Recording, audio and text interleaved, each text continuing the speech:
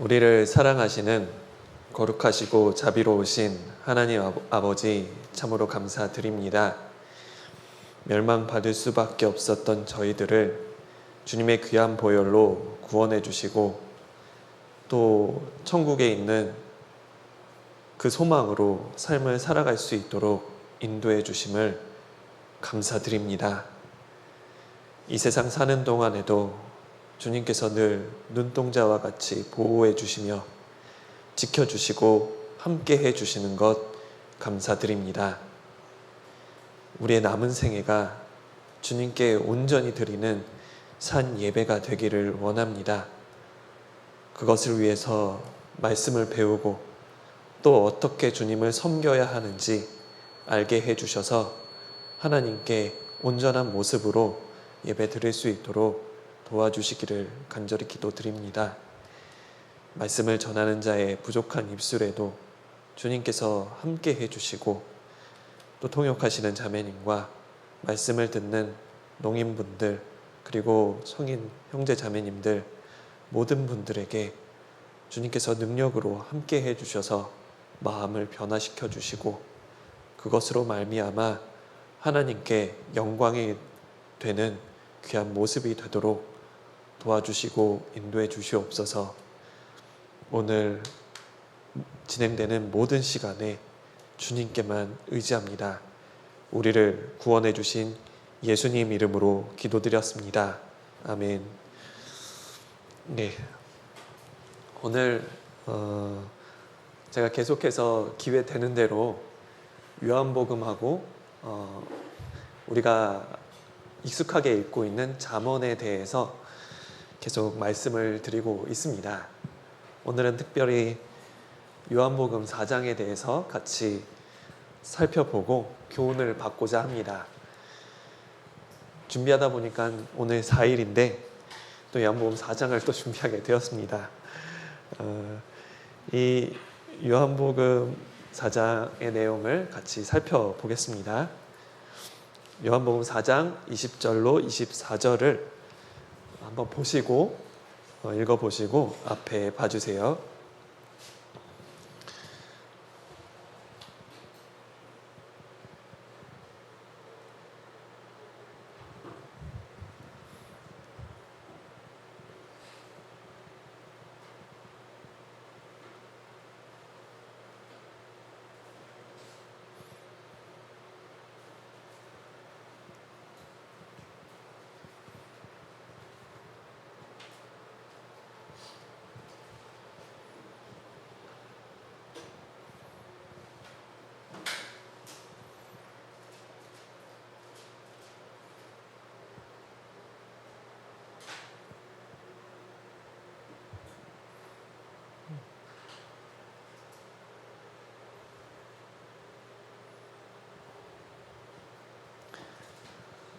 예,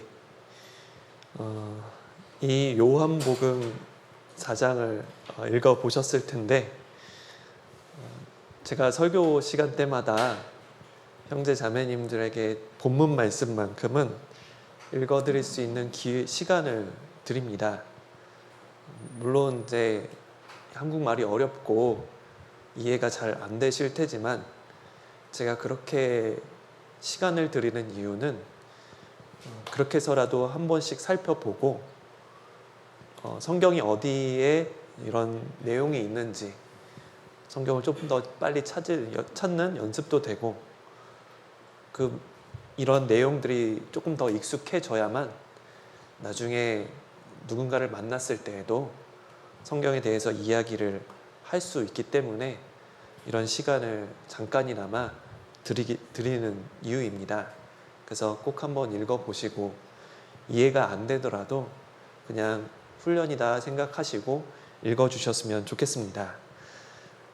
이 요한복음 4장에 대한 내용은 굉장히 유명한 내용입니다.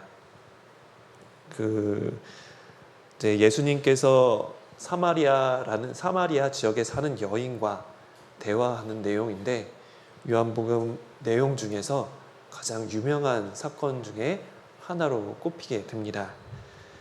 특별집회 때 구인정 목사님께서도 이 요한복음 4장에 대한 사건을 잠깐 언급하셨습니다. 예수님께서 사마리아 여인을 만나 그 대화하는 그 장면을 통해서 예수님께서 한 영혼을 정말 귀하게 보시고 전도하시려는 그 모습을 통해 우리가 교훈을 받았습니다. 오늘은 그 내용, 이 요한복음 4장에 대한 내용 가운데 좀 더 깊게 내용을 살펴보고자 합니다. 요한복음 4장 20절부터 24절에 반복되는 단어가 있을 겁니다. 그 단어가 바로 예배입니다. 예배. 그 예배를 표시를 한번 해보면 여기 한 번, 여기 두 번, 그리고 여기 세 번, 그리고 여기 네 번, 여기 다섯 번, 그리고 여섯 번, 일곱 번, 여덟 번, 아홉 번, 10번입니다. 예. 짧은 구절에 진짜 많이 나왔습니다. 그 예배라는 단어가 굉장히 많이 반복되어 있습니다. 근데 이 예배라는 단어를 우선 우리가 뜻을 살펴보도록 하겠습니다. 이 예배는 예의를 갖추어 경배하다, 섬기다, 절하다라는 의미를 갖고 있습니다. 그러니까 여기 예의에서 예와 경배할 때 배자에서 예배가 되는 거죠. 그래서 예의를 갖춰서 경배하다, 섬기다 그런 의미가 있습니다. 그러면 이렇게 주님을 섬기고 주님을 경배하는 것이 예배인데, 그러면 제가 한 가지 질문을 드리도록 하겠습니다. 우리는 언제 주님을 섬기고 언제 주님을 경배해야 할까요? 지금. 예. 제가 보기를 드리도록 하겠습니다. 1번, 주일날. 주일날 우리는 예배해야 된다. 2번, 아니다. 주일날하고 수요일날도 있잖아. 주일날하고 수요일날을 예배해야 된다. 3번, 항상 해야 된다. 4번, 잘 모르겠다. 자, 아시는 분들은 손을 들어서 번호를 표시해 주시면 됩니다. 자, 다시 모두 한번 손을 들어보겠습니다. 원하는 숫자를 1, 2, 3, 4 중에 골라서 손을 들어보겠습니다. 하나, 둘, 셋. 3번. 예. 예. 주일날, 또 수요일날, 또 금요일날, 토요일날. 네. 예. 조 모임, 그런 모임, 네, 그렇게 해야 된다. 예. 그렇습니다. 감사드립니다. 답변해 주셔서. 우리가 예배를 드리는 시간, 예배를 해야 되는 시간 언제냐면, 만약에 이제 주일날, 그리고 수요일날, 금요일날, 토요일날 정해진 시간에 우리가 예배를 드린다라고 한다면 문제가 조금 있습니다. 어떤 문제가 있냐면, 그러면 그 예배가 끝나면 우리는 주님을 섬기지 않아도 될까요? 우리는 주님을 항상 섬겨야 합니다. 항상 섬기고 항상 경배해야 합니다. 우리의 삶의 전체가 다 주님을 섬기는 모습이 되어야 합니다. 그래서 예배는 항상 드리는 거예요. 매일매일, 매 순간마다 주님을 경배하고 주님을 섬기는 겁니다. 그래서 이제 교회 다니시는 분들 얘기 들어보면, 나 주일날 예배 보러 가라고 이제 말씀을 하시잖아요. 근데 그거는 잘못된 표현입니다. 주일날 예배를 본다. 그러면 주일날이 아니면 예배를 안 드리면 안 되잖아요. 주일날뿐만 아니라 다른 날도 다 예배를 드려야 되는 게 맞습니다. 아시겠죠? 예배는 매일매일 드리는 겁니다. 매일매일. 그러면 우리가 이렇게 주일날 모여서 이렇게 말씀을 배우는 것은 예배의 한 종류가 되기도 하지만, 이렇게 주일날 모여서 말씀을 듣는 것은 어떻게 하면 말씀 끝나고 나서 나머지 삶 가운데 더 주님을 잘 섬길 수 있을까? 방법을 배우는 시간이 이렇게 말씀 시간입니다. 그래서 예배는 매일매일 드리되 말씀 시간에 모여서 어떻게 하면 예배를 더 잘 드릴 수 있을까? 어떻게 하면 내 마음을 새롭게 해서 예배를 잘 드릴 수 있을까? 그걸 배우기 위해서 오늘 모인 겁니다. 아시겠죠? 이해되시죠? 예. 자, 두 번째 질문입니다. 이 예배는 드리는 걸까요? 주님께 받는 걸까요? 예배는 하나님으로부터 받는 게 예배입니까? 아니면 하나님께 드리는 게 예배입니까? 자, 예, 은혜를 받는 거다. 예, 이게 헷갈리실 겁니다. 어떤 분은 드리는 게 맞는 것 같은데, 어떤 분들은 내가 은혜를 받아야 되지 않을까? 그렇게 생각을 얘기를 하시는 분들이 다 다르신데, 주님께 우리는 예배를 통해서 드리는 겁니다. 드리는 게 예배예요. 주님은 받으셔야 되는 분입니다. 우리의 삶의 모습을 받으셔야 돼요. 영광을 받으셔야 되는 분입니다. 그러니까 이제 드리는 게 맞는 거죠. 물론 어떤 분 말씀처럼 말씀을 통해서 너무 은혜 많이 받았다고 하시는 분들도 계세요. 개인적으로 저한테 그런 말씀을 주시는 분들도 계시는데, 개인적으로 너무 감사하지만 그 은혜를 많이 받았다고 하시는 분들도 막 감동이 돼가지고 그렇게 말씀을 하셨을 겁니다. 그렇다고 해도 감동이 되었다고 해서 올바른 예배가 된 것은 아닙니다.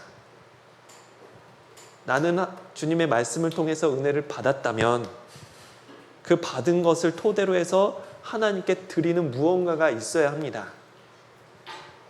하나님께 무언가 내 마음을 드리는 것이 없다면 예배는 드린 게 아니죠. 그건 온전한 예배가 아닙니다. 말씀을 잘 듣고 내가 이렇게 살아야 되겠구나, 정말 온전한 모습으로 살아야겠구나, 그런 결심을 했다면 마음을 드린 거와 같아요. 그게 예배입니다. 모두 설교 시간 말씀 내용이 너무 어려워서 모두 이해를 하지 못했어요. 한 30%밖에 이해를 못했습니다. 그렇지만 단 한 구절이라도 말씀에 새기고 감사하는 마음이 들었다면 그것은 좋은 예배를 드린 겁니다. 그리고 이렇게 요한복음 4장의 내용 우리가 살펴볼 건데, 오늘의 말씀을 통해서 매일매일 삶 속에 내가 하나님의 말씀으로 교훈을 받고 내가 죄를 자백하고 잘 해봐야 되겠다, 정말 신앙생활 열심히 살아봐야지, 그렇게 마음을 들이셨다면 정말 올바른 예배를 드린 겁니다. 말씀을 많이 이해한 정도와 상관이 없어요. 말씀을 많이 깨달은 거하고 상관이 없습니다. 나는 많이 받았어도 하나님께 드린 것이 없다면 그것은 올바른 예배라고 할 수가 없을 겁니다. 네, 그 온전한 예배, 그 방법을 오늘 함께 같이 살펴보겠습니다. 먼저 배경을 간단하게 말씀을 드리겠습니다. 여기 이 부분은 이스라엘 지도입니다. 이스라엘 지도인데 여기 이렇게 크게 세 부분으로 나뉘어집니다. 여기가 갈릴리라고 하는 곳입니다. 여기가 사마리아라는 곳입니다. 여기가 유대입니다.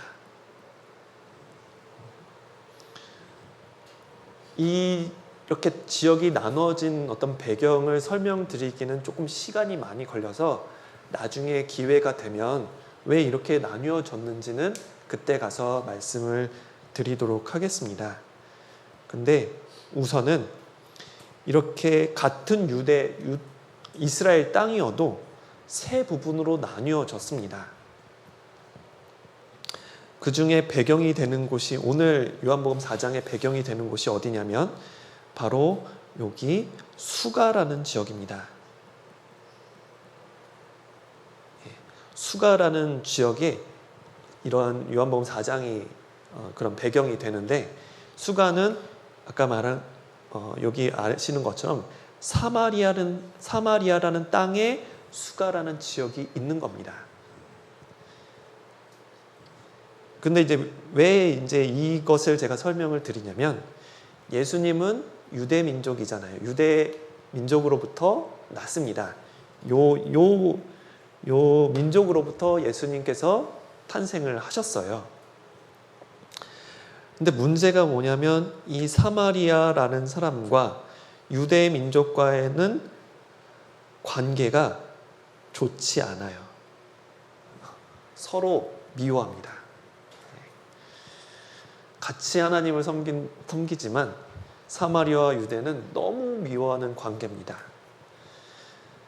유대하고 갈릴리 지역은 그래도 이렇게 교류가 있지만 이 유대하고 사마리아는 교류가 전혀 없습니다. 왜 그러냐면 이 사마리아라는 지역에 살고 있는 사람들은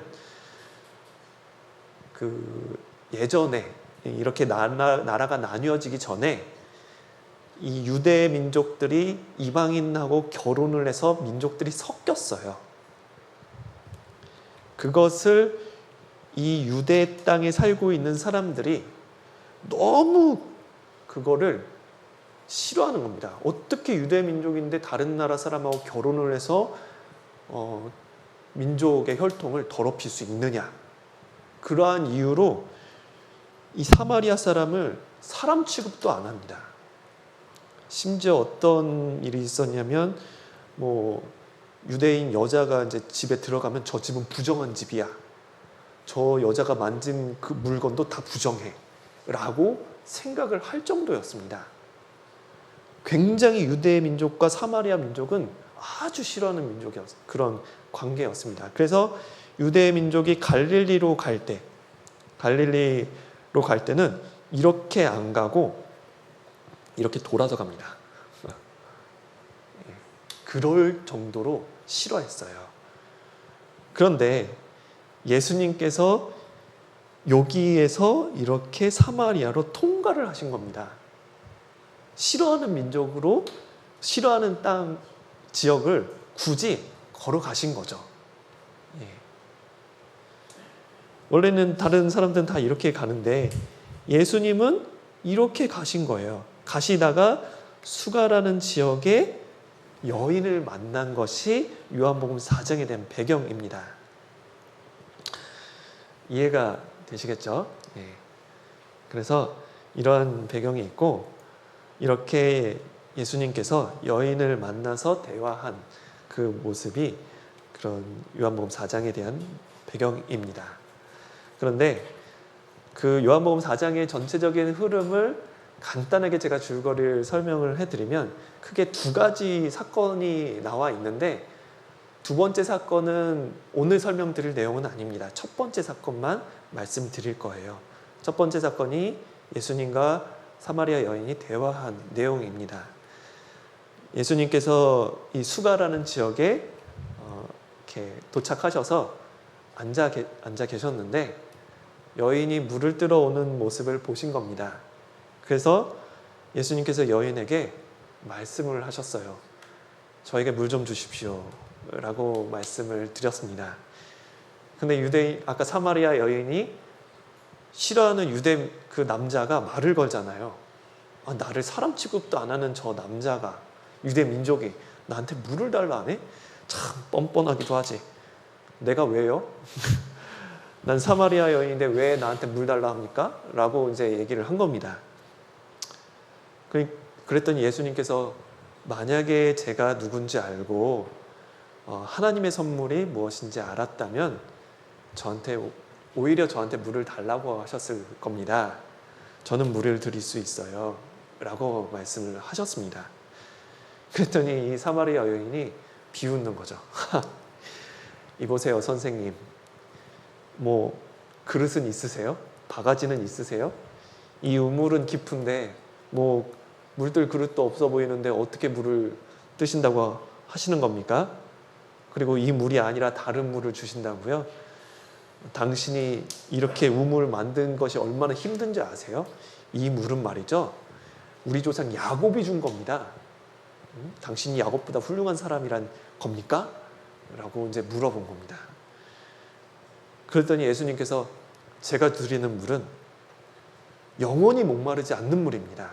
이 물은 마시면 금방 갈증이 날 거지만 제가 드리는 물은 영원히 목마르지 않는 물입니다. 그 말을 들은 이 사마리아 여인이 내가 괜한 말을 했구나. 제정신이 아닌가? 그래서 선생님, 그러면 알겠어요. 선생님, 그러면 그 물 저한테도 좀 주세요.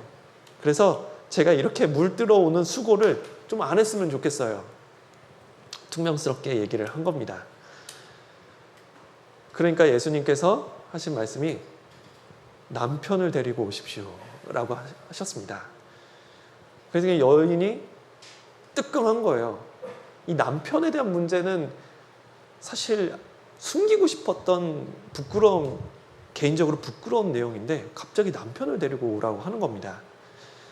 그러니까 이제 이 사마리아 여인이 뭐라 했냐면 저 남편 없어요 라고 한 겁니다. 예수님께서 이렇게 얘기를 하셨습니다. 맞아요. 그 말이 맞네요. 당신 예전에 남편 5명이 있었는데 지금은 없고 또 지금 살고 있는 남편도 당신 남편 아니니까 당신 남편 없다는 말이 맞네요. 그렇게 정곡을 확 찌른 겁니다. 그러니까 이제 사마리아 여인이 할 말이 없는 거죠. 어떻게 알았지? 그러니까 이게 그냥 사람이 아니구나. 하나님이 보내신 사람이구나. 선생님 선지자시군요 라고 하면서 자기가 궁금했던 내용들을 얘기하는 겁니다. 제가 궁금한 게 있어요. 하나님께 드리는 예배는 어디서 드리는 겁니까? 저희는 이 산에서 제가 살고 있는 이 지역의 산에 예배를 드리는 걸로 알고 있는데 유대 사람들은 꼭 예루살렘에서 드려야 한다라고 하잖아요. 근데 이제서부터 본인이 궁금했던 내용들을 쭉 물어보는 거예요. 그래서 이제 그 사마리아 여인이 이제 얘기를 하니까 예수님께서 여자여, 제 말을 믿으십시오. 위치와 상관없이, 장소와 상관없이 진정으로 하나님께 예배할 때가 올 겁니다. 단지 우리 유대인은 구원이 유대인으로부터 나는 것을 알고 예배하는 겁니다. 진정으로 예배하는 사람은 성령과 진리로 예배하는 때가 오는데 지금입니다. 하나님께서 성령과 진리로 예배하는 사람을 찾고 계십니다. 하나님은 영이시기 때문에 성령과 진리로 예배를 드리셔야 합니다. 여인이 그 말을 듣고 저는요 메시아가 오실 걸 알아요. 메시아가 오시면 모든 것을 가르쳐 주실 거예요 라고 희망찬 말로 예수님께 말을 하니까 예수님께서 당신이 말하는 메시아가 바로 접니다 라고 이야기를 합니다. 그 내용이 요한복음 4장에 대한 내용이에요. 그 이유가 궁금하시면 성경을 읽어보시면 됩니다. 예. 오늘은 그 내용을 좀 더 한 구절 한 구절 자세하게 살펴보도록 하겠습니다. 요한복음 4장 7절에 사마리아 여자 하나가 물을 길러 왔음에 예수께서 물을 좀 달라 하시니, 물을 길러 온 사마리아 여인에게 물을 좀 달라고 말씀하셨고, 그런데 그 지역은 유대인이 사마리아를 멸시하기 때문에 그 사마리아 여인은 그 부탁을 들어줄 마음이 없었습니다. 유대인이 어떻게 사마리아 여인한테 물을 달라고 하십니까? 한마디로 거절을 했죠. 근데 예수님께서 물을 좀 달라라고 말씀하신 게 이상하지 않으세요? 왜냐하면 예수님은 사람이 아닙니다. 그러니까 사람이자 하나님, 그러니까 하나님이신 분이에요. 하나님께서 인간의 몸을 입고 오신 분입니다. 그러니까 모든 것을 다 하실 수 있는 분이에요. 그러면 여자에게 굳이 물을 달라라고 하지 않으셔도 예수님의 능력으로 우물을 갑자기 확 만들어서 시원한 물을 벌컥벌컥 마실 수도 있어요. 아무 도움 없어도. 그런데 왜 예수님께서 그렇게 사마리아 여인에게 아주 매몰차게 거절당할 걸 알면서도 그렇게 물을 달라고 하셨을까요? 예수님께서 물을 못 먹어서 그 여자에게 부탁을 하신 게 아닙니다. 예수님께서는 하나님이시기 때문에 다 아세요. 예수님은 여자한테 물을 못 얻을 것도 아셨습니다. 여자의 마음을 아시거든요. 그리고 그 여자가 주는 물은 예수님께서 진정으로 원하는 물이 아니었습니다. 그런데 왜 예수님은 여자에게 물을 달라고 하셨을까요? 그 이유는 예수님께서 여자의 마음을 드러내신 겁니다. 또 여자가 결코 예수님께서 원하시는 물을 줄 수 없다는 것을 드러내기 위해서 질문을 하신 겁니다. 예수님은 그렇게 물을 얻고자 질문하신 게 아니라 예수님은 주시려고 질문을 하신 거죠. 주님께서 원하시는 물, 예수님께서 정말 원하시는 물은 이 몸의 육신의 갈증을 해결하기 위한 물이 아닙니다. 예수님께서 원하시는 물은 영혼을 해결하는 물입니다. 사람이 육신이 목말라 하는 것처럼 영혼이 간절하게 원하는 것이 있는데 예수님께서는 그 사람의 영혼의 갈증을 해결할 수 있는 그 물을 원하셨던 거죠. 수화 표현 중에 간절히 원하다를 이렇게 맞습니까? 이게? 간절히 원하다. 그 목이 너무 말라가지고 물을 찾는 것처럼 간절히 원하다는 표현이 그렇게 쓰이는 걸로 알고 있는데 그것처럼 영혼이 간절하게 원하는 그것을 해결하기 위한 그 물을 원하셨던 거죠. 그런데 그 물은 어떠한 사람도 주지 못합니다. 어떠한 사람도 영혼의 갈증을 해결할 수가 없어요. 영혼의 갈증이 무엇일까? 영혼의 갈증은 영원히 살고 싶어하는 마음입니다. 정말 하나님처럼 거룩한 모습으로 살기 위한 그 마음이 있어요. 하나님을 만나서 참되신 하나님을 만나서 그 영원히 살고자 하는 마음이 있는 거죠. 그것이 해결되기 전까지는 갈증과 같은 그런 느낌이 있는 거죠. 우리의 심령은 메마르고 나면서부터 이기적이고 하나님을 나면서부터 멀리 떠나서 하나님을 배반하고 하나님에 대한 적대감이 있습니다. 스스로 하나님과 원수되었다고 성경에 말씀하셨어요. 스스로 천국 갈 사람은 아무도 없습니다. 우리에게는 영혼이 있기 때문에 하나님을 만나고 싶어하는 마음도 있고 신을 찾고자 하는 마음이 있고 영원히 살고자 하는 마음이 있고 그리고 선을 행하려고 하는 양심이 있습니다. 그러한 것들이 해결되지 않으니까 영혼에 대한 갈증이 있는 거죠. 사람이 영원한 천국에 들어가서 영생을 얻지 못하면 진정한 만족을 누리지를 못합니다. 그런데 사람은 그 영혼의 갈증을 몰라요. 모르는데 그 모르니까 그 자기가 만족할 수 있는 그 방법을 나름대로의 방법을 찾습니다. 내가 왜 만족하지 못하지? 돈을 좀 벌어볼까? 돈을 벌기도 하고, 취미 생활을 좀 해볼까? 취미 생활도 해보고, 그래도 만족하지 못합니다. 왜냐하면 영혼의 갈증을 해결하지 못했거든요. 다 진정 본질적인 문제를 해결하지 못하고 다른 방법으로만 계속 찾습니다. 여자를 한번 만나볼까? 남자를 한번 만나볼까?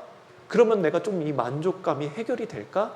라고 많은 방법을 시도하지만 잠깐 즐거울 수는 있어도 그 갈증을 해결하지는 못해요. 이 세상의 온갖 즐거움, 온갖 것을 다 해봐도 거기에는 진정한 만족과 행복은 없습니다. 모든 사람은 구원받지 못하면 영혼의 갈증이 있습니다. 예수님께서 그것을 질문하신 거예요. 나에게 그러한 갈증을 해결할 수 있는, 영혼의 갈증을 해결할 수 있는 물을 줄 수 있습니까? 영혼의 갈증을 해소시킬 수 있습니까? 당신은 못합니다. 하지만 저는 그 물을 드릴 수 있어요. 나는 그 물을 드릴 수 있습니다. 지금도 하나님께서는 구원받지 못한 이들에게, 그리고 구원받았어도 신앙생활의 갈증을 느끼는 모든 사람들에게 그러한 것들을 주시고자 하십니다. 하나님의 형상대로 지음받은 이 영혼, 하나님의 사랑과 하나님의 생명과 하나님의 나라에 들어갈 수 있는 확실한 소망이 없다면 인간에게는 진정한 행복과 진정한 만족은 없습니다. 하지만 많은 사람들이 그것을 모르는 거죠. 그래서 육신적으로 자기의 만족을 채우려고 하지만 육신은 즐거울 수 있어도 영혼은 만족하지 못하는 거죠. 구원받은 그리스도인들도 마찬가지입니다. 말씀에 멀어져 있거나 교제에 떨어져 있거나 그러면 마음에 뭔가 모를 갈등이 있습니다. 갈증이 있는 거죠. 내가 이러면 안 되는데 뭔가 마음에 눌림이 있습니다. 죄를 지은 것은 아닌데 나름 열심히 살아보겠다고 노력도 하고 돈도 열심히 벌어보지만 왠지 모르게 짜증도 나고 왠지 모르게 불안하고 왠지 모르게 행복하지가 않은 거죠. 물론 교제에 멀어지고 말씀이 멀어진 이유는 각자의 나름 이유가 있습니다. 가정에 도움이 되기 위해서, 돈을 벌기 위해 말씀 시간을 양보해서 일을 택하는 경우도 있고, 내가 주일날 말씀 못 들은 거 나중에 유튜브로 보면 되지 뭐 라고 시작은 했지만 일이 너무 피곤해서 한 번, 두 번 챙겨보지 못하다가 아예 끊어진 경우도 있을 겁니다. 그러다 보면 뭔가 모르게 불안하고 그리고 짜증도 나고 행복하지가 않은 거죠. 영혼이 원하는 게 있어서 그러는 겁니다. 세상의 물질로 채우려고 해보지만 만족하지 못합니다. 이 물을 먹는 자는 다시 목마르려니와 내가 주는 물을 먹는 자는 영원히 목마르지 아니하리라. 세상의 방법대로 살아봐도 다시 갈증을 느끼지만 주님께서 주시는 물, 주님께서 주시는 영혼의 갈증을 해결한다면 영원히 그 행복감을 느낄 수 있고 만족할 수 있다는 말씀입니다. 우리 영혼이 하나님의 은혜로 말미암아 구원을 받을 때 우리 영혼은 영원히 목마르지 않는 진정한 만족과 기쁨이 흘러서 넘칩니다. 영생하도록 솟아나는 샘물과도 같은 겁니다. 정말 신기한 것은 구원받고 우리가 신앙생활을 할 때 우리 마음속에서 진정한 만족과 행복이 있는 거죠. 주님은 구원받은 그리스도인에게도 물어보십니다. 물을 좀 달라. 구원받지 못한 사람은 주님을 위해서 아무것도 드릴 수가 없습니다. 이 사마리아 여인처럼 물을 줄 마음도 없고 그리고 자격도 없어요. 주님께 드릴 자격도 없습니다. 하지만 그 먼저 주님으로부터 영원한 생명을 얻은 그리스도인은 주님께서 간절히 원하시는 그 일을 할 수가 있습니다. 주님으로부터 영혼의 갈증을 해결한 그리스도인들은 주님의 마음을 시원케 할 수 있습니다. 잠언 25장 13절에 보면 충성된 사자, 충성된 사자, 여기는 동물이 아니라 일꾼입니다. 일꾼. 충성된 사자는 그 일꾼을 보낸 주인에게 추수하는 날에 얼음 냉수 같다. 그 주인의 마음, 그러니까 이 주인의 마음을 시원케 한다라고 말씀하셨습니다. 구원받은 그리스도인은 주님의 일꾼입니다. 주님의 일꾼이 정말 충성되게 열심히 하나님의 일을 한다면 하나님 보실 때 너무 시원한 거예요. 더운 여름날에 시원한 얼음물 벌컥벌컥 마시는 것처럼 주님의 일꾼을 보면 너무 마음이 시원한 겁니다. 하지만 구원받지 않은 사람들은 이렇게 시원케 할 수가 없어요. 구원받은 그리스도인만 주님께 드릴 수가 있는 거죠. 주님께서 물을 달라고 하셨는데 그 여인은 주지 않았습니다. 주지 않고 당신이 내가 물이 없는데 당신이 물을 줄 수 있냐고, 이곳에서는 당신 그릇도 없고 물기름 우물도 없는데 어떻게 나한테 물을 주겠습니까? 라고 했습니다. 그러니까 예수님께서 내가 주는 물은 영원히 목마르지 않는 물이다. 영원히 목마르지 않는 물이다. 그러니까 여인이 그러면 그 물 저한테도 좀 주세요. 라고 얘기를 했습니다. 그러니까 예수님께서 하신 말씀이 가서 내 남편을 불러와라 라고 말씀을 하셨습니다. 예수님께서 사마리아 여인의 남편을 만나보고 싶어 한 것처럼 보입니다. 근데 예수님께서는 사마리아 여인의 남편이 궁금해서 불러오라고 하신 게 아니에요. 예수님은 직접 만나지 않아도 그 사람의 마음을 아시고, 또 남편이 그 사람을 직접 만나보지 않아도 그 사람이 어떻게 살고 있는지, 그 사람의 외모가 어떤지, 마음이 어떤지 다 아십니다. 그런데 굳이 사마리아 여인에게 남편을 데리고 오라고 했습니다. 그 이유는 여인의 지금 상황이 남편을 데리고 올 수 있는 상황이라는 것을 아시고 질문하신 거예요. 그것은 너 이 부부관계에서 조금 부끄러운 일들이 많이 있지 않느냐라고 물어보신 것과 같은 겁니다. 한마디로 여인의 죄를 드러내신 거예요.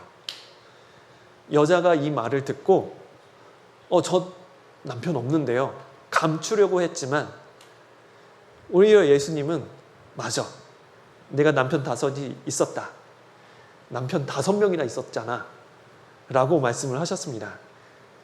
부정하고 방탕한 여인이라는 것을 말씀하신 거죠. 그리고 지금 살고 있는 남편도 네 남편 아니잖아, 그렇게 말씀을 하셨습니다. 이걸 예수님의 말씀을 들어보면 여인이 보통 성격은 아닌 것 같아요. 물론 이제 그러면 안 되지만 옛날 남자들은 여러 여자를 만나고 부인을 바꾸는 경우가 좀 있었습니다. 근데 반대로 여인이 남편을 5번이나 바꿨어요. 대단하죠. 예. 보통 이제 예를 들어 자매님들이 형제님들하고 싸워도 보통 조금 인내하는 게 있잖아요. 좀 참고 넘어가잖아요. 그러시죠? 안 참으시나요? 예. 그런데 이 여인이 남편을 5번이나 바꾼 걸 보면 여인이 이제 결혼하고 나서 남자가 아닌 것 같아요. 내 스타일이 아니고 성격이 조금 나하고 맞지 않아요. 그러면 뭐 참는 게 없고 바로 짐 쌌던 것 같아요. 뭐 그러면서 나는 내 갈 길 갈 거니까 당신은 당신 갈 길 가세요. 세상에 좋은 여자 많으니까 좋은 여자하고 사세요. 나는 내 인생 살아갈게요 하면서 남편하고 빠이빠이 헤어졌던 것 같습니다. 네. 그렇게 해서 이제 살아가는 모습을 본인 살아갔는데 게다가 지금은 불륜을 저지르고 있는 상황입니다. 지금 네 남편, 지금 살고 있는 남자, 네 남편 아니잖아. 다른 여자 남편하고 데리고 살고 있는 거죠. 그러니까 남의 남편하고 같이 살고 있는 생활을 하고 있는 겁니다. 이 여인은 남자를 굉장히 많이 바꿨습니다. 자기가 영혼의 갈증이 있는데 그 갈증을 영생을 통해서 해결하지 못하니까 남자를 통해서 인생의 만족을 얻으려고 했던 것 같습니다. 영혼의 갈증을 남자를 통해서 해결하려고 했는 거죠. 영생 얻지 못한 그 허전함을 이성을 통해서 해결하려고 했던 겁니다. 하지만 채워지지 않죠. 영혼의 갈증은 해결되지 않았습니다. 오히려 그 수많은 남자와 관련된 부인들에게서 손가락질과 비방을 받았을 겁니다. 네. 저 여자는 몸을 함부로 굴리는 여자야. 저 여자 가까이 하면 안 돼. 지기 나쁜 여자야. 그렇게 비방을 받는 거죠. 그러니까 물을 뜨러 갈 때도 한낮에 더울 때는 물 뜨러 가지 않잖아요. 조금 선선해질 때 물 뜨러 가는데 이 여인은 한낮에 혼자서 물을 뜨러 가는 거예요. 괜히 물 뜨러 갔다가 우물가에 여인이라도 만나면, 다른 여인이 만나면 막 눈총을 받게 되고 또 막 자기를 피하는 것 같은 느낌도 받고 그럼 기분 나쁘잖아요. 그러니까 아무도 없을 때 그 시간을 골라서 힘든 더운 날 물을 뜨러 온 겁니다. 많은 사람에게서 부정한 여인 취급을 받는 여인이었습니다. 숨기려고 했지만 예수님은 아셨어요. 내가 남편이 5이 있었으나 지금 있는 자는 내 남편이 아니니 내 말이 참되도다. 이렇게 얘기를 들었을 때 여인은 부정하지 않았습니다. 아니 그게 무슨 말이에요? 오리발을 내밀었을 수도 있어요. 저는 그런 여자 아니에요. 저 남편하고 잘 살고 있었습니다. 거짓말하지 않았습니다. 그냥 예수님께서 이렇게 말씀하셨을 때 인정을 한 거죠. 이 여인은 자기의 죄를 인정하고 네 맞습니다 라고 한 것과 같아요. 우리가 주님으로부터 어떠한 영혼의 갈증을 해결하기 위해서 이 여인과 같은 태도가 필요하다는 거죠. 죄인이 하나님께서 주시는 은혜로 구원을 받고 영원한 생명과 진리를 얻기 위해서는 하나님 앞에 철저하게 자기가 어떠한 죄인인지를 알아야 합니다. 그 죄를 인정해야 해요. 우리는 하나님께서 우리의 죄를 지적하실 때 우리는 죄를 깨닫고 인정하는 그러한 고백을 해야 합니다. 주님께서 우리의 죄를 지적하시는 이유는 우리를 책망하고 우리를 심판해서 벌 주려고 하신 게 아니라 우리를 구원하기 위해서 우리의 죄를 드러내십니다. 만약에 여인이 끝까지 자기는 그런 여인 아니라고 부정하고 죄를 인정하지 않았다면 여인은 예수님의 정체를 몰랐을 겁니다. 그 여인은 영혼의 갈증을 해결하지 못했을 겁니다. 구원받은 그리스도인의 삶도 마찬가지입니다. 지금까지 하나님을 떠나 만족을 얻지 못했다면 예수님께서 여자에게 하신 질문처럼 나에게 무엇이 부끄러운 일이 있는지 또 무엇이 잘못된 일이 있는지 말씀으로 드러내실 겁니다. 그때 자기 자신을 되돌아보며 무엇을 바꿔야 되는지 고민해 보십시오. 예수님께서 여자에게 처음부터 너 남편 많이 바꿨지? 너 지금 다른 남편하고 지금 살고 있지? 만나자마자 그렇게 얘기하시지 않으셨어요. 여자가 생각할 수 있는 시간을 주셨습니다. 스스로 돌이킬 수 있는 시간을 주신 거예요. 우리에게 말씀을 통해서 주님께서는 우리의 삶을 되돌아볼 수 있는 시간을 주십니다. 주님께서는 완벽한 사람을 기다리시는 게 아닙니다. 완전한 사람을 기다리시는 게 아니에요. 정직하게 돌이키며 주님을 의지하는 사람을 기다리십니다. 예수님께서 이렇게 지적을 하니까 여자가 인정을 하고 예수님께 이렇게 말을 합니다. 여자가 가로되 주여 내가 보니 선지자로소이다. 여자가 예수님을 선지자라고 인정하고 그 다음에 예수님께 물어봤습니다. 아니 우리 조상들은 이 사마리아 땅에서 예배를 했는데 유대 사람들은 이 예루살렘에 예배할 곳이 있다라고 이야기를 하더이다. 그러니까 예수님께서 말씀하신 것이 여자여 내 말을 믿으라 라고 말씀하셨습니다. 이 선지자라는 단어가 있는데 이 선지자라는 단어는 하나님의 말씀을 먼저 아는 사람을 의미합니다. 하나님의 말씀을 먼저 알고 깨달아서 그 말씀을 갖고 사람을 가르치는 사람, 그 사람이 선지자입니다. 진정한 선지자는 하나님의 말씀을 전하고 그 말씀을 전하기 위해 죽기까지 하는 사람이 진정한 선지자입니다. 여자는 예수님을 보고 아직 메시아, 나를 구원해 줄 수 있는 분이라고 인정하지는 않았습니다. 하지만 예수님을 선지자라고 인정을 했어요. 그리고 예수님께 질문을 드리고 그 말을 듣고자 했습니다. 그 여인의 태도는 본받을 만하죠. 우리에게도 이러한 태도가 필요합니다.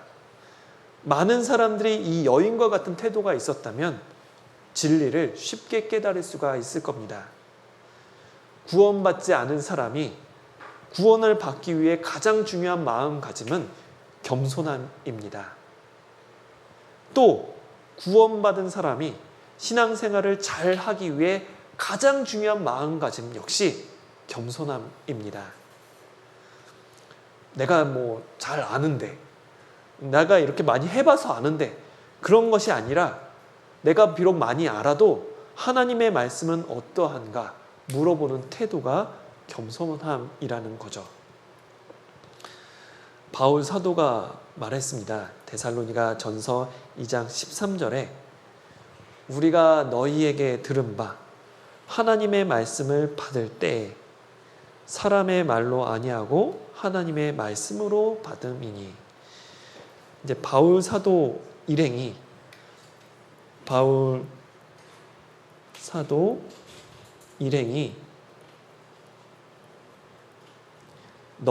너희는 데살로니가 형제 자매님입니다. 이거 데살로니가 형제 자매님이 바울 사도 일행에게 하나님의 말씀을 하나님의 말씀을 들었는데 그때 이거는 바울 사도라는 사람이 말하는 거구나라고 사람의 말로 받은 게 아니라 하나님의 말씀으로 받았다는 거죠. 이게 정말 중요합니다. 우리가 말씀 시간에 말씀을 배웁니다. 오늘 전도사님 말씀은 조금 좀 그러네. 목사님 말씀은 좀 은혜롭네. 그렇게 생각할 수 있잖아요. 그런데 데살로니가 형제 자매님들은 앞에서 말하는 사람이 누구냐가 중요한 게 아니었습니다. 성경 말씀이 그러하구나. 하나님의 말씀이 그러하구나 하나님 말씀대로 살아야지라고 받은 거예요. 그러니까 데살로니가 형제자매들 마음속에 하나님께서 크게 역사를 하셨습니다. 하나님의 말씀을 온전히 전하는 사람이라면 복음이 전해지고 또 구원의 역사가 나타납니다. 전도인 역시 자기의 생각을 전하는 게 아니라 하나님의 말씀을 전하고 주님의 은혜를 전하기 때문에 구원의 역사가 나타납니다. 그런데 그러한 상황에서 겸손한 모습이 무엇이냐면 물어보는 겁니다. 그 말을, 그리고 물어보고 들은 대답을, 그 말을 마음속에 새기는 거죠. 비록 내 마음에는 그 전도인에서 들은 내용, 그리고 성경에서 들은 내용이 내 생각과는 다를 수 있습니다. 하지만 겸손한 사람은 물어보고 하나님의 말씀으로 받을 겁니다. 그게 교제의 모습이에요. 교제란 물어보는 겁니다. 물어보고 그것을 하나님의 말씀으로 받는 거죠. 형제자매님 간에서도 또 물어보고 겸손하게 인정하고 받아들이는 것, 그것이 교제입니다. 자신은 겸손하다 하면서 말씀을 마음속에 새기지 않는 것은 하나님 보실 때 큰 교만입니다. 여자는 예수님을 메시아라고 알아보지는 못했지만, 선지자로 알았지만 자기가 궁금한 것을 물어봤습니다. 그 여자의 질문에 대해서 예수님의 대답은 내 말을 믿으라라는 것이었습니다. 주님께서 우리에게 하신 말씀입니다. 가장 중요한 내용이에요. 내 말을 믿으라.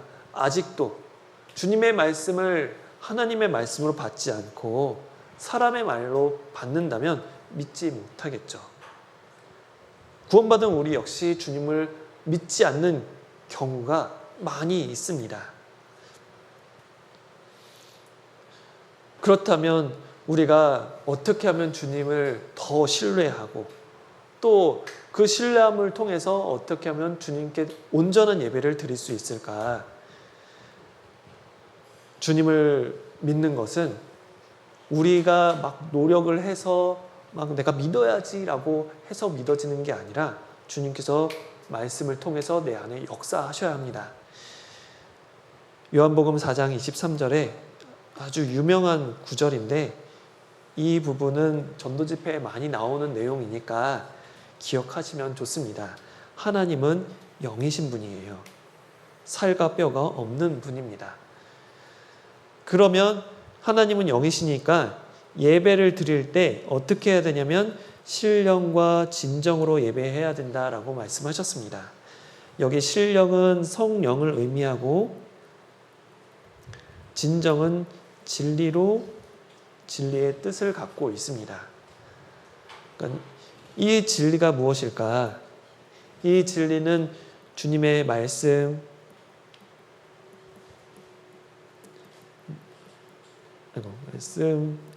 도, 규례 이런 여러 가지를 의미하는데 결국 한마디로 하자면 하나님의 말씀입니다. 그리고 예수님이 진리예요. 이 예수님은 하나님의 말씀이 육신이 되신 분이기 때문입니다. 하나님의 말씀이 육신이 돼서 이 땅에 오신 분이 예수님입니다. 네. 진리는 주님의 말씀입니다. 성령님께서는 이 주님의 말씀과 상관없이 역사하시지 않아요. 성령께서 주님의 말씀으로 우리를 인도하시는 대로 우리가 예배를 드리는 것이 참된 예배입니다. 아까 말씀드렸던 것처럼 성령은 우리 안에서 역사하시는데 말씀을 갖고 역사하십니다. 말씀이 없으면 성령은 우리 안에서 역사하시지 못해요. 성령님은 반드시 주님의 말씀이 있는 곳에 역사를 하십니다. 그러니까 성령 혼자 이 성령 이 진리가 없이 성령으로만 예배를 할 수가 없습니다. 또는 성령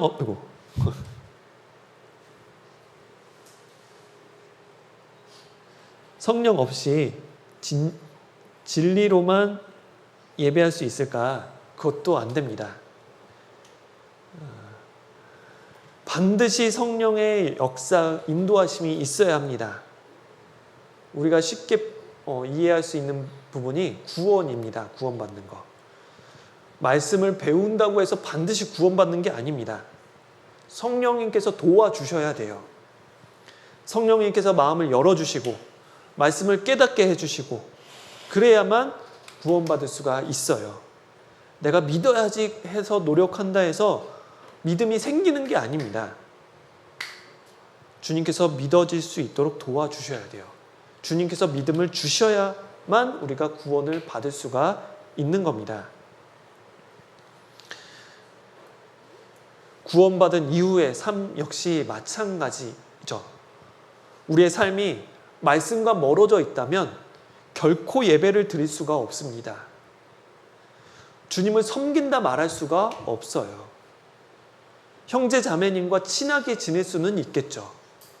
육신적으로 가까워서 관계가 좋을 수는 있겠지만 말씀에 멀어져 있다면 주님과 친하다 말할 수는 없습니다. 우리는 주님께 예배를 드려야 합니다. 우리 삶 전체가 하나님께서 받으실 만한 참된 예배가 되어야 합니다. 로마서 12장 1절에 바울 사도께서 말씀하신 내용이 무엇이냐면 너희 형제 자매님이죠. 성도, 구원받은 성도를 의미합니다. 형제 자매에게 권하는 것이 무엇이냐면 너희 몸을 하나님께서 기뻐하시는 거룩한 산 제사로 드리라.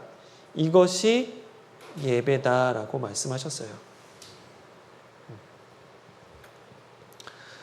우리 몸을 하나님께서 기뻐하시는 산 제사로 드려야 합니다. 이게 예배예요. 아까 우리가 살펴봤던 것처럼 요한복음 4장 24절에 하나님은 영이시니 라고 말씀하셨습니다. 영이시기 때문에 우리가 먼저 마음부터 드려야 돼요. 마음을 드리는 것부터 시작해서 우리의 삶을 드리는 것으로 나타나야 합니다. 그것이 예배예요. 마음이 없다면 형식적으로 어떤 모습으로 신앙생활을 할 수는 있겠지만 마음이 없다면 주님께서는 그것을 받지 못하십니다. 우리가 마음 없이 말씀을 들을 수 있습니다. 습관적으로 말씀 들을 수 있어요. 주일이니까 하던 대로 말씀 들을 수 있습니다. 그런데 우리가 만약에 내가 말씀을 듣고 내가 한 가지라도 이것을 마음속에 새겨야 되겠다. 그러한 각오로 듣지 않는다면 그것은 예배가 아니죠. 그냥 말씀을 듣는 겁니다.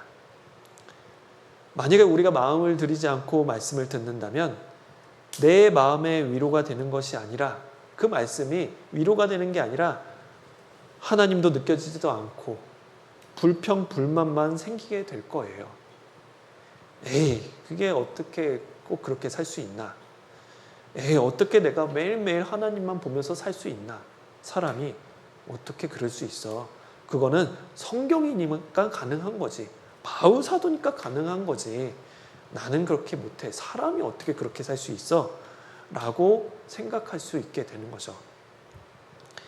그런데 우리 기억하십시오. 하나님은 영이십니다. 우리의 마음을 살피십니다. 우리의 마음을 보십니다. 우리의 마음을 다 아십니다.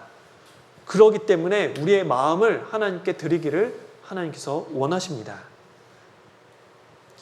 참된 예배를 우리가 드리기를 주님께서 원하시는 거죠. 참된 예배로 우리가 주님께 드리면 주님께서는 우리를 도우시고 또 그 도우시는 손길을 우리가 경험한다면 정말 기쁨 가운데 삶을 살아갈 수가 있을 거예요. 히브리서 13장 16절에 오직 선을 행함과 서로 나눠주기를 잊지 말라. 선을 행하고 자꾸 이게 틀리네요. 선을 행하고 서로 나눠주는 것, 그 제사는 하나님께서 기뻐하신다고 말씀하셨습니다. 이러한 제사, 이 같은 제사, 이거를 제사라고 했습니다. 선을 행하고 서로 나눠주는 이 제사는 하나님께서 기뻐하신다. 우리 제사라고 하면 보통 이제 향 피워놓고 고기 갖다 놓고 과일 깎아놓고 절하는 걸 제사라고 생각을 하잖아요. 근데 주님께서 말씀하시는 제사는 주님 말씀에 순종하는 겁니다. 우리 살아있는 몸으로 하나님 말씀에 순종하면서 하나님의 뜻을 이루는 것이 주님께서 원하시는 제사예요. 하나님의 뜻은 선을 행하고 서로 나눠주는 겁니다. 지옥 가는 영혼에게 복음의 말씀을 나눠주는 겁니다. 그래서 구원받게 하는 것이 최고 선이에요.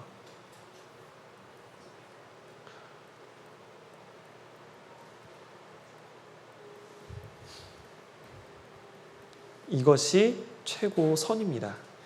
그 어떤 것보다 가장 최고의 선, 최고의 좋은 모습은 복음을 전하는 거죠. 형제 자매님들이 교회 안에서 말씀으로 위로하고 또 말씀으로 교제하고 말씀으로 세워주는 것, 그것도 역시 선한 일이에요. 그리고 물론 그렇게 하다가 부족한 것을 도와줄 수도 있겠죠. 그런 모습을 하나님께서 기뻐하신다라고 말씀하셨습니다. 이렇게 살다 보면 당연히 힘이 듭니다.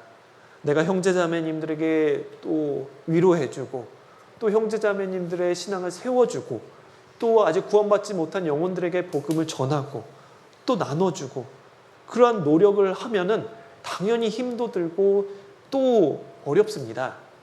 노력도 해야 되고 수고도 아낌없이 해야 합니다.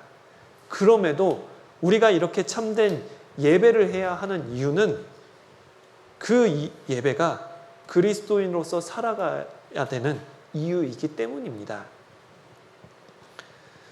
우리가 살다 보면 우리의 삶의 목적을 잃어버릴 때가 종종 있습니다.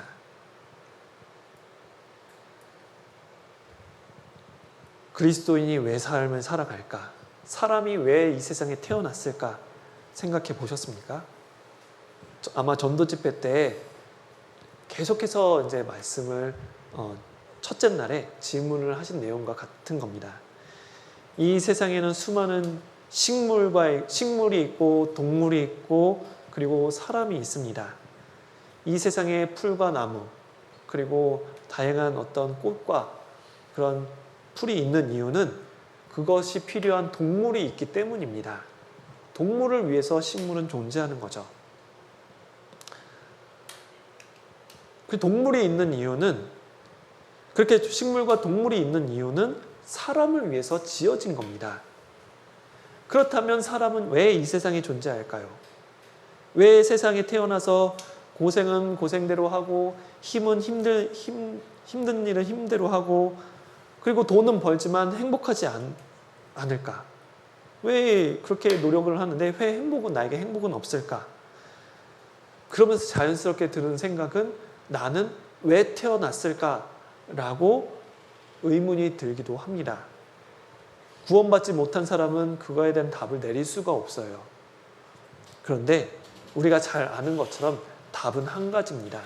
사람이 이 세상에 존재하는 이유는 창조주를 기억하고 창조주를 섬기기 위해서 사람은 존재하는 겁니다. 사람은 하나님을 위해서 났어요. 하나님을 섬기고 하나님과 사랑의 관계를 이루기 위해서 사람은 만들어진 겁니다. 세상에 사람을 뺀 다른 어떤 동물과 식물들은 하나님과 사랑의 관계를 맺을 수는 없지만 우리, 지금 여러분들은 하나님과 사랑의 관계를 이루셨고 또 하나님의 사랑의 관계를 이루어진 이후에 하나님을 섬기기 위해서 우리는 태어났고 그리고 구원을 받은 거죠. 우리는 구원을 받았습니다. 우리가 주님께서 우리를 구원해 주신 이유도 한 가지예요. 사랑의 관계를 계속해서 가꾸어 나가면서 온전한 마음으로 주님을 섬기게 하기 위해서 우리를 구원하셨습니다. 우리가 세상에 태어난 목적, 그리고 우리가 구원받은 목적 다 똑같아요. 주님을 사랑하고 주님을 섬기기 위해서 우리는 태어났고 우리는 구원을 받은 겁니다. 그럴 때 우리가 주님을 그렇게 온전한 모습으로 주님을 섬길 때 주님께서 우리에게 주시는 것이 있습니다.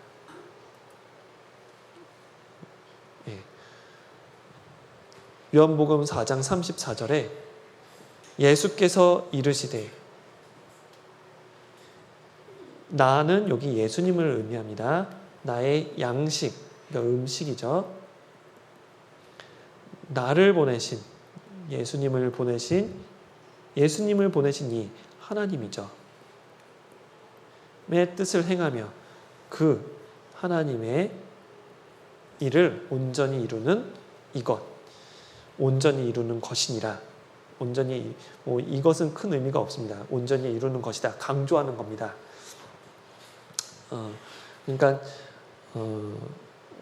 주님께서 주님의 뜻을 행하고 주님의 일을 온전히 행할 때 얻는 것이 무엇이냐면 양식이라는 거죠. 양식. 이 양식이라는 것이 우리가 생각하면 흔히 여러 가지가 있잖아요. 밥, 빵, 면이 있습니다. 밥이 있고 빵도 있고 면도 있고 살찌는 거. 이거 먹고 우리가 이제 끼니를 때워서 힘을 내잖아요. 근데 우리의 배를 불리는 겁니다. 이걸 먹으면 배가 불러지고 힘이 나죠. 고기도 먹을 수 있겠죠. 그렇다면 우리의 육체의 양식은 이런 음식들인데 우리의 신앙의 양식, 신앙의 힘은 어디서 얻을까? 우리의 신앙의 양식은 무엇일까? 예수님께서 말씀하신 것처럼 하나님의 뜻을 행하고 하나님의 일을 온전히 이루는 것, 그것이 신앙의 양식입니다. 주님께서 명하신 뜻을 행하고 주님의 일을 이루는 것이 양식이에요. 그리스도인이 힘을 낼 수 있는 양식과 같은 겁니다. 아까 선을 행하고 나눠주기를 힘쓰라, 이게 기뻐하시는 제사라고 말씀을 드렸습니다. 그런데 주님께서 우리에게 명하신 뜻을 행하고 주님의 뜻을 이루는 것이 선을 행하고 나눠주는 것과 같아요. 그러니까 이 예수님께서 나를 보내신 이의 뜻을 행하고 주님의 뜻을 온전히 이루는 이것 자체가 예배입니다. 제사고 산제사고 예배예요. 예수님께서는 하나님께 영적 예배를 드렸습니다. 그게 양식이라고 말씀하신 거죠. 비록 육신은 배고프셨을지 모르겠지만 예수님께서는 하나님의 뜻을 행하면서 신앙의 힘이 넘쳤습니다. 왜냐하면 양식을 받았기 때문이죠. 영적 예배를 드린 결과는 양식입니다. 신앙의 힘을 얻을 수 있는 양식을 얻을 수 있어요. 우리가 말씀대로 살고, 말씀대로 주님을 위해서 살고, 말씀대로 주님께서 기뻐하시는 모습을 계속해서 갖고 나간다면 주님께서는 우리에게 힘을 주십니다. 양식을 통해서 신앙의 힘을 주시는 거예요. 더 힘있게 살 수 있는 힘을 주십니다. 주님께서 우리에게 그렇게 힘을 주시는 이유는 그렇게 주님을 위해서 사는 모습이 주님에게 너무 기뻐하시는 모습이기 때문입니다. 더운 여름날, 추수하는 날에 시원하게 냉수를 마시는 것처럼 주님의 마음을 시원케 할 수 있는 것이기 때문에 우리에게 힘을 주시는 거예요.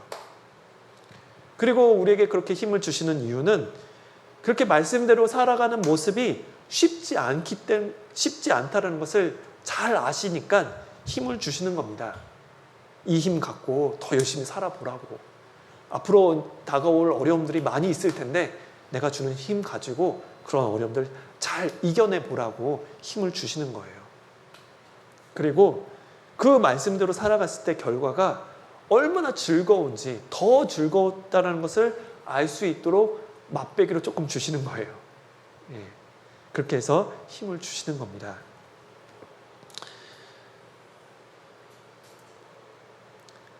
우리가 잘 아는 마태복음 4장 4절입니다. 사람이 떡으로만 사는 게 아니라 하나님의 입으로 나오는 모든 말씀으로 사는 것이다. 말씀의 힘으로, 말씀을 행하고 말씀을 이루면서 사는 것을 의미합니다. 하나님의 입으로 나오는 모든 말씀으로, 하나님의 입으로 나오는 모든 말씀으로 산다 라고 했는데, 말씀을 행하고 말씀을 이루고 말씀의 힘으로 사는 거다. 육신은 밥을 먹고 빵을 먹고 면을 먹어서 이제 소화를 해서 그게 소화가 된 힘으로 살아가지만, 우리의 신앙생활의 양식은 주님의 뜻을 이루는 겁니다. 그럼 이 힘이 나요. 이것을 생각해 본다면 우리는 많은 것을 생각해 볼 수가 있죠. 구원받은 그리스도인이라 하면서 신앙의 힘이 없는 이유는 말씀대로 살지 않기 때문입니다. 순종하지 않는 거죠. 어떤 그리스도인은 항상 웃으면서 막 열심히 하고 살지만, 어떤 분들은 항상 뒤편에 조용히 말씀을 듣다가 조용히 그냥 가세요. 왔다가 갔는지도 모를 정도로. 그 이유는 말씀이 내 삶으로 나타나지 않기 때문입니다. 제가 꼭 부탁드리고 싶은 것은, 오늘 이 시간 단 말씀을 듣는 여러분들이 단 한 가지라도 결심해 보세요. 오늘 이후로 나는 주일 말씀, 수요 말씀을 빠지지 않고 듣겠다. 목에 칼이 들어와도 어떠한 일이 있어도 나는 꼭 제 시간에 말씀을 듣겠다라고 다짐을 해보세요. 또는 내가 아침에 일어나서 또 잠자기 전에 최소 10분은 꼭 형제 자매님을 위해서 기도하겠다 다짐해 보세요. 주님께서 나에게 힘을 주십니다. 그 생활이 나에게 힘이 될 거예요. 힘이 있으면 즐거워집니다. 비록 내가 힘들고 어려워도 즐거운 가운데 멋지게 살 수 있을 거예요. 힘이 하나도 없으신 분들이 인생에 낙이 있겠습니까? 힘이 건강하고 아주 건강한 사람이 즐거움을 누릴 수가 있는 거예요. 신앙의 힘이 있는 사람은 신앙의 즐거움도 같이 누릴 수가 있습니다. 그래서 요한복음 4장 36절에 뿌리는 자와 거두는 자가 함께 즐거워하려 함이라 라고 말씀을 하셨습니다. 주님께서는 복음의 씨앗을 뿌렸고, 우리는 수고를 통해서 복음 말씀을 듣고 구원받은 사람을 거두는 일꾼입니다. 주님도 기뻐하시고 주님의 일꾼도 즐거워할 수 있는 비결, 주님의 말씀대로 살아가는 겁니다. 그러면 힘도 얻고 즐거움도 얻는 거죠. 네. 우리가 주님께서 기뻐하시는 예배를 드렸을 때 나를 통해서 주변의 영혼들이 구원을 받게 되고 주님과 같이 기뻐할 수 있습니다. 그리고 주님을 같이 사랑하는 형제 자매님들과 나와 같이 즐거워할 수 있어요. 여기 뿌리는 자는 이제 복음의 씨앗을 뿌린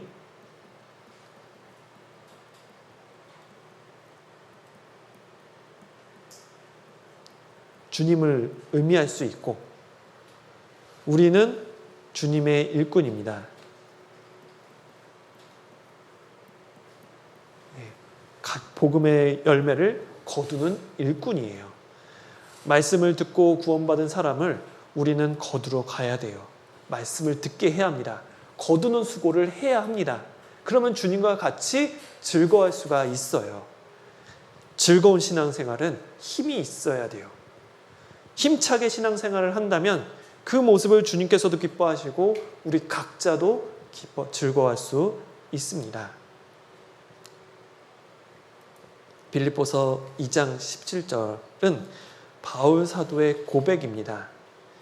여기 어려운 단어가 한 가지가 관제인데, 이 관제가 뭐냐면, 이 관제가 이렇게 이렇게 재물이 있으면 이렇게 붓는 겁니다. 포도주를 재물 위에 붓는 거예요. 그걸 관제라 표현을 합니다. 예. 포도주를 부어서 드리는 거예요. 그게 관제입니다. 이스라엘 백성들은 양을 잡았습니다. 하나님께 번제를 드려요. 그런데 그 제사의 마지막 단계, 태워드리기 전에는 항상 마지막에 포도주를 붓습니다. 포도주를 부으면 포도주는 알코올 성분이 있잖아요. 다 날아가 버립니다. 그러면 포도주는 흔적도 없이 다 날아가요. 향만 남습니다. 그러니까 흔적도 없이 다 없어지고 향기만 남는다라는 의미인 겁니다. 그러니까 바울 사도가 빌립보 형제 자매님들에게, 만약에 빌립보 형제 자매님 너희가 믿음의 어떤 봉사와 믿음의 어떤 헌신이 있어서 그 생활을 잘 하고 있는데, 너희가 그런 잘하고 있는 신앙생활 가운데 더 잘할 수 있게 내가 도와주려고 했다. 그러다가 내가 힘껏 도우다가 나는 흔적도 없이 사라져도 괜찮다. 나의 희생으로 형제자매님들이 더 신앙생활을 잘할 수만 있다면, 나의 수고로 인해서 형제자매님들의 신앙생활이 더 아름답게 향기로울 수만 있다면 나는 괜찮다. 흔적도 없이 사라져도 괜찮다라는 고백이에요. 그래서 너희가 하나님께 더 기뻐하는 제물을 드릴 수만 있다면 나는 그것으로 기뻐하고 함께 기뻐할 거다. 기쁨이 나옵니다. 즐겁게 드리겠다는 거죠. 기쁘게 드리겠다는 겁니다. 온전한 헌신이 있어도 기뻐하고 즐거워하겠다라는 고백이라는 거죠. 디모데후서 4장 6절, 여기에도 관제가 나옵니다. 관제, 포도주를 부어드리는 제사입니다. 특히 디모데후서는 바울 사도의 유언과도 같은 편지입니다. 그 유언과도 같은 편지에 바울 사도가 고백을 했는데, 내가 관제와 같이 내가 부어졌다. 이렇게 부어졌다라는 의미죠. 포도주를 부어드리는 제사처럼 내 삶이 온전히 하나님께 드려졌다. 나는 최선을 다해서 믿음을 지켰고 선한 싸움을 다 싸우고 이제 나는 주님 만날 날을 가까이서 기다린다. 나의 떠날 기약이 가까웠다 라는 의미죠. 그래도 기쁨으로 주님을 맞이할 수 있다라고 고백합니다. 우리가 이러한 모습처럼 주님을 만날 수만 있다면 우리는 정말 감격 가운데 주님 앞에 서게 될 겁니다.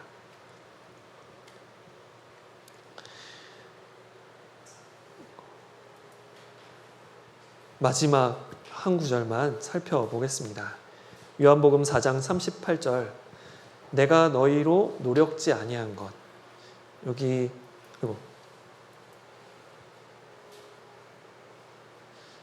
여기 내는 예수님입니다. 여긴 제자예요. 내가 너희로 노력지 아니한 것을 거두러 보내었노니. 복음의 씨앗은 제자들이 뿌린 게 아닙니다. 예수님이 뿌리신 거예요. 예수님이 뿌렸고 그 뿌린 결과, 복음의 결과를 예수님의 제자들은 거두는 수고를 하는 겁니다. 그것은 장차 구원받은 성도를 의미하는 거죠. 우리에게 말씀하신 것과 같아요. 내가 복음의 씨앗을 뿌렸고 너희는 그런 뿌리는 수고는 하지 않았지 않느냐. 하지만 너희가 그 아무런 수고 없이 그냥 거두기만 하는 건데 그 이유는 같이 즐거움을 누리기 위해서다 라고 말씀을 하셨습니다. 물론 거두는 수고가 쉽지는 않습니다. 어려울 수도 있어요. 신앙생활은 어려운 것만은 아닙니다. 하지만 그냥 편안하게 할 수 있는 것은 아니죠. 노력이 필요합니다. 주님께서 우리의 구원을 위해서 십자가에서 피를 흘리기까지 고생과 수고를 하셨습니다. 우리는 그 수고에 참여하는 거죠. 때로는 속상한 일도 있고 때로는 생활이 어려울 수도 있습니다. 하지만 주님께서 다 아실 거예요. 어려워도 신앙 포기하지 않는 모습을 주님께서 다 아시고 다 하셨다가 나중에 칭찬하실 겁니다. 그때까지 우리 다 함께 노력하면서 우리에게 주어진 신앙의 경주를 끝까지 마쳤으면 좋겠습니다. 같이 기도하고 마치겠습니다. 우리를 사랑하시는 하나님 아버지 참으로 감사드립니다. 함께 말씀을 배우고 함께 주님을 찬양할 수 있는 기회를 허락하여 주심을 감사드립니다. 우리의 남은 생애가 주님 보실 때 온전한 모습으로 서기를 원합니다. 부족한 것 너무나도 많이 있사오니 주님께서 채워주시고 또 이끌어 주셔서 온전한 예배를 드릴 수 있도록 도와주시옵소서. 함께 해주신 것 감사드립니다. 이후에 모든 시간을 온전히 주님께만 의지하오며 우리를 구원해 주신 예수님 이름으로 기도드렸습니다. 아멘.